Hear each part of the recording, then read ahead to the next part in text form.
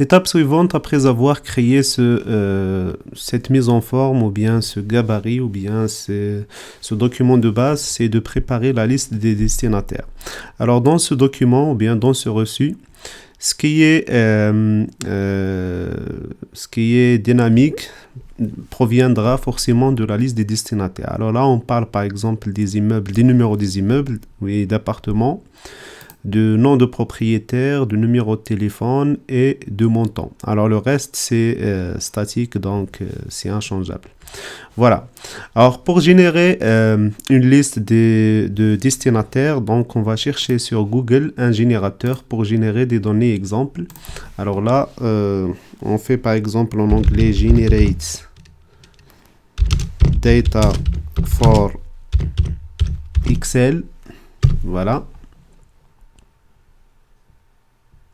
Donc, le deuxième lien, generatedata.com, ça permet de générer des données exemples de différents types, par exemple des noms, des numéros de téléphone, des fax, des adresses, ainsi de suite.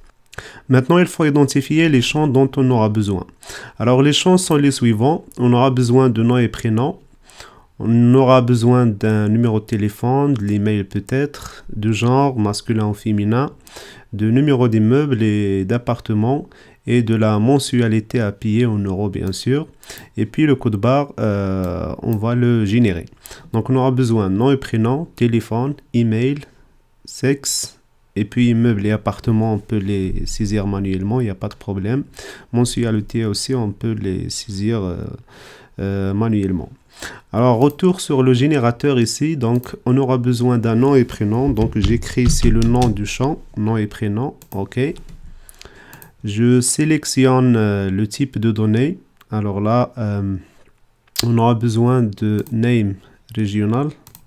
Alors, on aura besoin de Alex Smith par exemple. Et on s'assure ici qu'il génère name and surname. Donc, c'est-à-dire le nom et le prénom.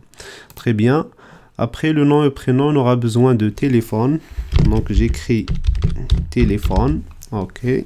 Pardon. Je choisis ici le type phone and fax, ok. Et je choisis le pays, donc je choisis France par exemple, ok. Encore, on aura besoin de l'email, ok. Email. Je choisis le type de champ email. Finalement, le sexe ou bien le genre.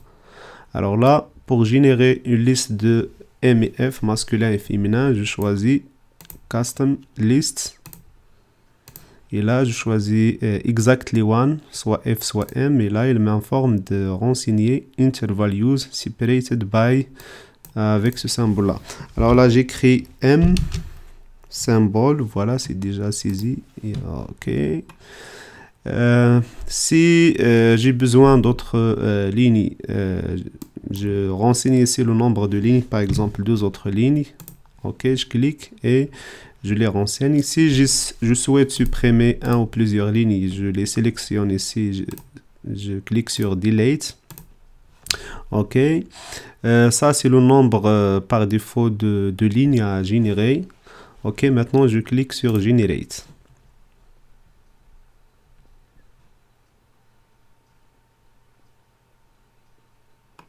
Alors, avant de cliquer sur Generate, il faut que je choisisse normalement, alors,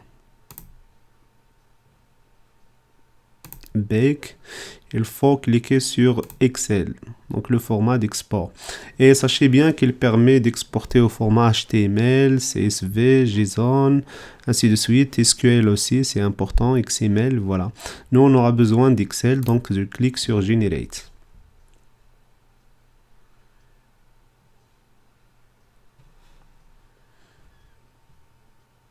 Voilà, le document est téléchargé. Maintenant, je vais voir si le résultat est bon ou pas. Voilà, je clique sur activer la modification.